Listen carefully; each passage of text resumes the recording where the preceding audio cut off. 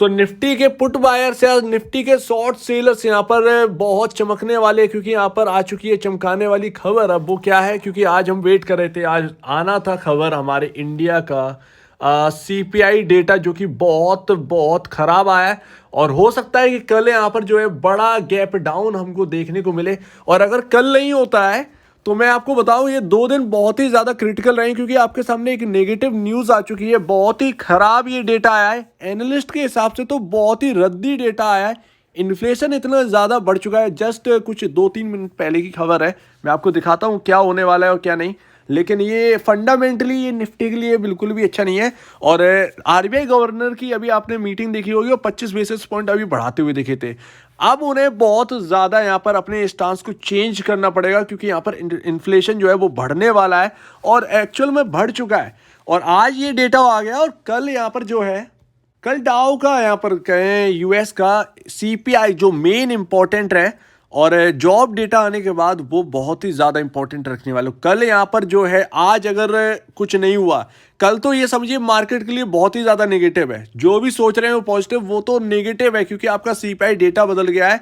और जो हम सोच रहे थे कि हमारा यहाँ पर जो है इन्फ्लेशन नहीं है, वो इन्फ्लेशन आउट ऑफ कंट्रोल इस वक्त दिखाई दे रहा है। अनुमान कुछ और था, कुछ और है।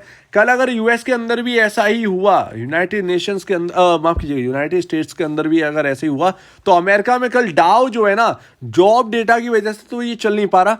कल अगर सीपीआई का डेटा और खराब आ गया, तो यहाँ पर जो है आपके पुट बायर्स हैं या फिर आपका जो शॉर्ट सेलर्स हैं, आप लोग, उनके लिए तो विन विन सिचुएशन है। और गैप डाउन होगा वेडनेसडे को बहुत बड़ा तंगड़ा। तो ये कल का दिन और कल क्लोजिंग और परसों फिर आपका जो है स्टार्टिंग जो होगा। और फिर यहाँ पर ये समझिए ये वीक यहाँ पर जो है नेगेटिविटी में हो सकता है ऐसे में अगर ज़्यादा नेगेटिविटी, अगर यहाँ पर सीपीआई डेटा बहुत ख़राब आता है यूएस का, तो दोनों तरफ से आपके लिए विन विन सिचुएशन हो जाएगी। उस वक्त आपका निफ्टी को जो है ना वो ठहर नहीं पाएगा, क्योंकि यार आपका जो एफआईआईज हैं वो भी लगातार यहाँ पर बेच ही रहे हैं।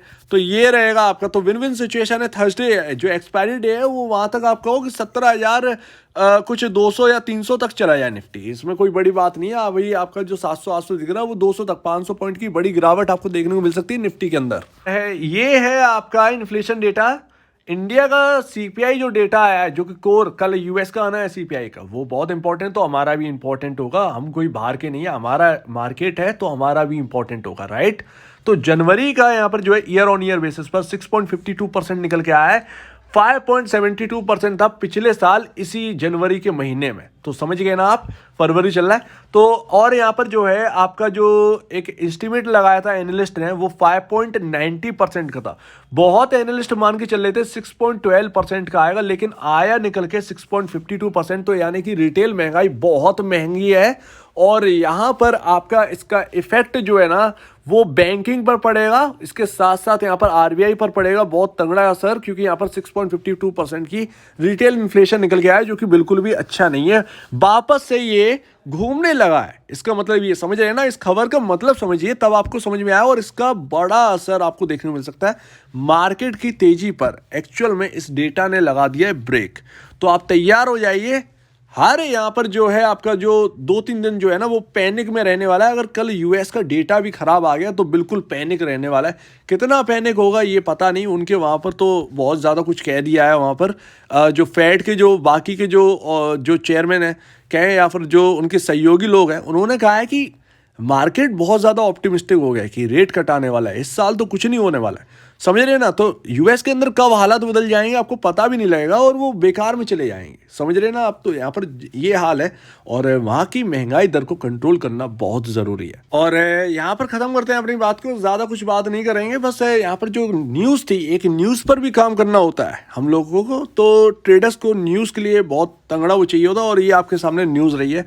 और आज हुआ भी कुछ ऐसे ही है। आज बॉलिंजर बैंड जो कि मैं यूज़ करता हूँ सबसे ज़्यादा, तो यहाँ पर उसकी एवरेज लाइन है, उसको यहाँ पर क्रॉस नहीं कर पाया, उसके नीचे क्लोजिंग है। तो जब भी ये पॉजिटिव तब होगा जब इसे लाइन के ऊपर निकलेगा, तभी मैं मानूंगा कि हाँ भैया कुछ पॉजिटिविटी लौटी है। अदरवाइज इसका जो लेवल है 869 17,869 जब तक नहीं निकलेगा तब तक मेरे लिए उसमें कुछ बचा नहीं है। और अब तो यहाँ पर नेगेटिव आ चुका है, अब यूएस का वेट करना है। यूएस का डेटा अगर नेगेटिव आता है तो फिर यहाँ पर जो है फिर ये मार्केट जो है नेगेटिव यानी कि वियर जोन में चला जाएगा। तो पुट बायर और सेलर्स के लिए यहाँ पर जो है बहुत इंपॉर्टेंट रहने वाले ये 2 दिन। तो आपने बहुत ही ज़्यादा आपके शायद आपके हाथों में जाता हुआ दिख रहा है इस वक्त। तो देखते रहिए इसमें कैसा क्या रहता है सिनेरियो यूएस का। अब किसी को पता तो है नहीं रात को क्या डेटा आने वाला है, ये रिस्की भी है, लेकिन जो रिस्क लेते हैं वो उनको मिलता भी बहुत बड़ा है। तो फिर देखते हैं क्या रहता है। तो आपके सामने ये न्यूज़ रही, इस न्यूज़ के हिसाब से काम करिएगा, अपना भी एनालिसिस कर लीजिएगा। देखते हैं 17,069 टूटता है, 859 टूटता है, या फिर ये लेवल फिर नीचे ही चलते चले जाते हैं। सो लेट्स सी, कल देखते हैं ओपनिंग कैसे होते हैं मार्केट की। तो अगर आपको इस वीडियो में कोई प्रॉब्लम है, कुछ पूछें, कुछ बताना, कुछ कहना है तो प्लीज़ कमेंट सेक्शन में कहिए। और अब बीच में जाए वीडियो देखने के लिए बहुत धन्यवाद दोस्तों।